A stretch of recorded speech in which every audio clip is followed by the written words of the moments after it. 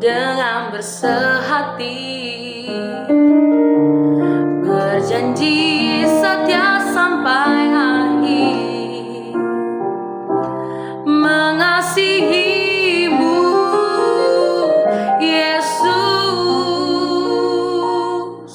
Bersama keluargaku melayani Tuhan, bersatu selamanya mengasihi Engkau. Tiada yang dapat melebihi kasih-Mu ya Tuhan. Bagi kami Engkau segalanya. Kami datang di hadirat-Mu Tuhan. Kami datang di hadirat-Mu dalam satu kasih, dengan bersehati,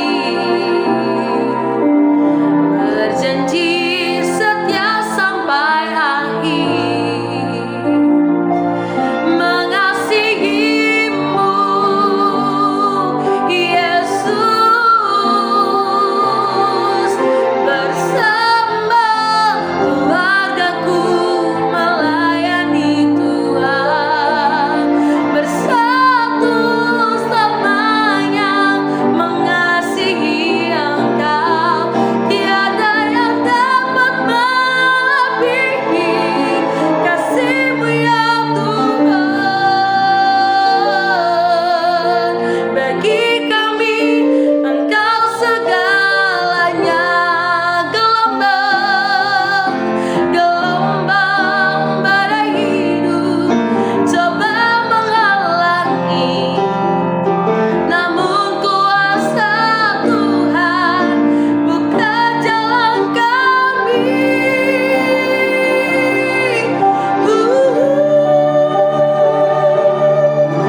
Bersama keluargaku melayani Tuhan, bersatu selamanya mengasihi Engkau.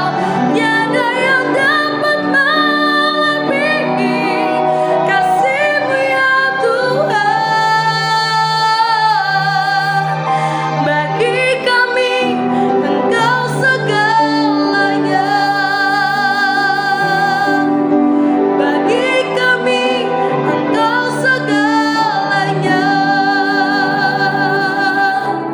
Bagi kami Engkau segalanya.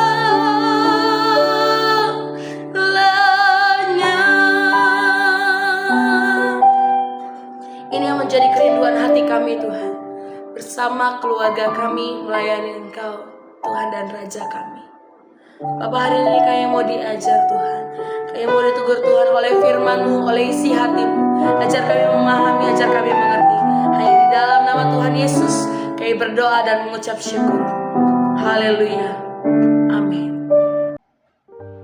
Shalom Bapak Ibu Saudara-saudari, kita berjumpa lagi dalam pertemuan intim dengan Allah. Pada hari ini, hari Kamis, tanggal 6 Juni 2024, kita akan mendengarkan dan merenungkan sebagian daripada firman Tuhan yang bertemakan pelayanan yang baik tidak mengorbankan keluarga. Pada perenungan hari ini yang berfokus dalam 1 Timotius 3 ayat 1 sampai yang ke-7. Saya akan membacakannya dalam 1 Timotius 3 ayat yang kelima. Demikian firman Tuhan. Jikalau seorang tidak tahu mengepalai keluarganya sendiri, bagaimanakah ia dapat mengurus jemaat Allah? Banyak orang bisa digunakan untuk mengukur kerohanian seseorang. Banyak hal perlu dipertimbangkan. Salah satunya adalah kehidupan sehari-hari seseorang di dalam keluarganya. Bagaimana seseorang berperilaku di rumah seringkali lebih mengungkapkan diri orang tersebut yang sesungguhnya daripada tindakannya di tempat umum. Di dalam rumah nyaris tidak ada ruang untuk pencitraan diri maupun kemunafikan. Semua serba transparan. Tidak heran, salah satu persyaratan menjadi penatua adalah kualitas kepemimpinan seseorang di dalam keluarga. Dalam 1 Timotius 3 ayat 4 sampai yang kelima. Kriteria tidak bercacat dalam 1 Timotius 3 ayat 2a. bukan hanya mencangkup karakter maupun talenta dalam 1 Timotius 3 ayat 2b sampai yang ketiga, melainkan juga kepemimpinan di rumah dalam 1 Timotius 3 ayat 4 sampai yang kelima, dan durasi pertobatan dalam 1 Timotius 3 ayat 6 sampai yang ketujuh. Kualifikasi yang berkaitan dengan keluarga bahkan juga diterapkan pada para diaken dalam 1 Timotius 3 ayat 11 sampai 12. Hal ini menunjukkan betapa pentingnya kehidupan pribadi seseorang di dalam keluarga sebagai salah satu indikator kedewasaan rohani orang tersebut, yaitu pelayanan yang tidak mengorbankan keluarga. Dalam 1 Timotius 3 ayat 1 sampai yang ketujuh, Paulus tidak memberi arahan bagaimana memimpin dengan baik. Dia mengasumsikan para penatua sudah mengetahui hal ini. Karena itu, Paulus hanya berfokus pada tanda-tanda kepemimpinan yang baik. Ada 2 tanda yang disinggungkan di sini. Yang pertama, ketundukan anak-anaknya dalam 1 Timotius 3 ayat 4b, demikian firman Tuhan, disegani dan dihormati oleh anak-anaknya. Bagaimana perilaku seseorang di dalam rumah kadangkala sukar untuk diteropong oleh orang lain. Beberapa keluarga sangat menekankan privasi. Mereka tidak ingin membuka diri di depan orang lain. Sebagian yang lain terjebak pada pencitraan publik dan kemunafikan. Apa yang dilakukan di rumah sangat berbeda di arena publik. Cara paling mudah untuk mengetahui kualitas kepemimpinan seseorang di rumah adalah dengan melihat hasilnya. Bagaimana istri dan anak-anak berperilaku seringkali mengungkapkan kualitas seorang kepala keluarga. Prinsip di atas memang tidak bisa diterapkan secara mutlak pada setiap keluarga. Kadangkala seorang kepala keluarga yang buruk oleh anugerah Allah tetap memiliki anak-anak yang manis sikapnya. Sebaliknya, mereka yang bersusah payah memimpin dengan baik kadangkala harus berhadapan dengan anak-anak yang sangat keras dan susah diatur. Bagaimanapun secara umum, prinsip di atas tetap bisa dijadikan pegangan. Anak-anak yang dididik dengan baik cenderung menghasilkan buah yang baik pula.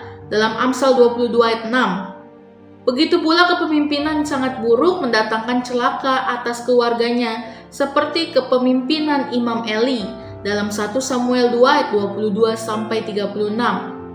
Dalam teks asli 1 Timotius 3 ayat 4b berbunyi, memiliki anak-anak dalam ketundukan dengan segala kehormatan atau keseriusan. Poin utama terletak pada ketundukan anak-anak kepada ayahnya. Bukan sekedar disegani, tetapi ditaati. Lalu yang kedua, perhatian ayahnya. Dalam 1 Timotius 3 ayat yang kelima, ayat sebelumnya mungkin memberi kesan tentang seorang ayah yang tegas dan serius serta berdisiplin. Relasi dengan anak-anak terlihat sangat formal dan hierarki. Kesan semacam ini ternyata keliru. Kata, bagaimanakah dia dapat mengurus jemaat Allah? Di akhir ayat 5 mengungkapkan sisi lain dari pemimpin keluarga yang baik. Kata mengurus atau epimeleomai di sini lebih tepat diterjemahkan merawat. Lihat semua kitab versi Inggris. Dalam Perjanjian Baru, kata epimeleomai hanya muncul di 2 tempat. Pemunculan yang lain adalah dalam perumpamaan tentang orang Samaria yang baik hati. Orang asing ini rela merawat korban perampokan oleh para penyamun dalam Lukas 10 ayat 34-35. Jadi ada belas kasihan, kasih, kemurahan, dan kelembutan di balik kata epimeleomai. Memimpin keluarga dengan baik ternyata tidak hanya menuntut ketegasan, tetapi juga belas kasihan. Bukan hanya diperlakukan kedisiplinan, melainkan juga kedekatan. Kasihnya tidak meniadakan disiplin, begitu pula ketegasannya tidak meniadakan belas kasihan dan kemurahan. Ini adalah 2 sisi dari mata uang yang sama. Menjaga keseimbangan di antara keduanya merupakan tugas yang tidak mudah. Bagaimanapun hal ini merupakan ukuran kerohanian yang sejati. Seorang ayah yang rohani di rumah akan ditaati dan dihormati oleh anak-anaknya. Dia juga membangun kedekatan dengan penuh kasih dengan anak-anaknya. Begitu pula dengan anggota keluarga yang lain. Kita semua harus menjadi anggota keluarga yang baik, saling memperhatikan dan saling mengasihi, saling mengalah dan menghargai. Disitulah letak kerohanian yang sejati. Refleksi kita pada hari ini, kiranya di bulan keluarga ini setiap kita menjadikan keluarga sebagai pusat kerohanian dan pelayanan kita, tidak mengorbankan keluarga. Tempat tempat di mana kita tampil apa adanya dan berproses menjadi seperti Kristus, Tuhan dan Juru Selamat kita. Kiranya Roh Kudus memperbaharui keluarga kita setiap hari. Amin. Mari kita sama-sama berdoa. Bapa yang baik, terima kasih Tuhan Yesus. Biarlah firman ini merembah di kehidupan kami Tuhan. Bagaimana pelayanan kita tidak mengorbankan keluarga kita masing-masing Tuhan. Biarlah kami melayani Engkau Tuhan dengan seturut kehendak-Mu Tuhan. Kami bersama-sama keluarga kami Tuhan melayani Engkau untuk memuliakan nama-Mu Tuhan. Terima kasih Tuhan Yesus. Biarlah firman ini merembah di kehidupan kami. Di dalam nama Tuhan Yesus. Haleluya. Amin.